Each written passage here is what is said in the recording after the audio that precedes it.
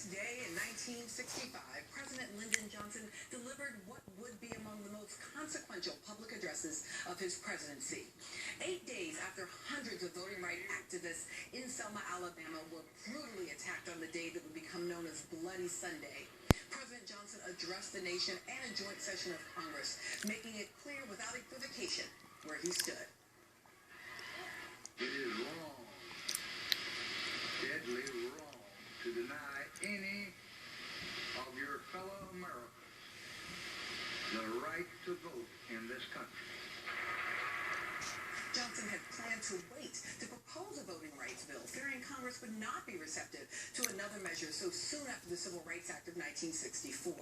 But the violence on the Edmund Pettus Bridge galvanized both Democrats and Republicans, and Johnson recognized that the time for action had come. More than 70 million television viewers tuned in to hear Johnson as he spoke of the dignity of man and the destiny of democracy.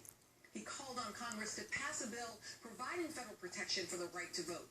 And he called on the country to embrace equal access to the ballot as not just a goal of one race, but the promise of a nation. Before this speech, as President Johnson headed to Capitol Hill, he passed by civil rights protesters, many of them still quite skeptical of what he would say, and some singing the civil rights anthem, "We shall overcome." Minutes later, their refrain and their cause would be echoed by that president in a moment that would move many to tears, including Dr. Martin Luther King Jr. Their cause must be our cause too. Because it's not just Negroes, but really it's all of us who must overcome the crippling legacy of bigotry and injustice. And we...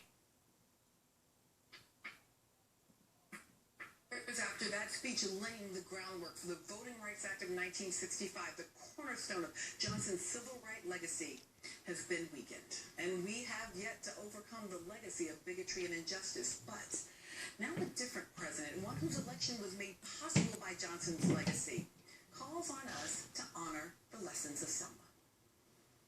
If we want to honor the courage of those who marched that day, then all of us are called to possess their moral imagination.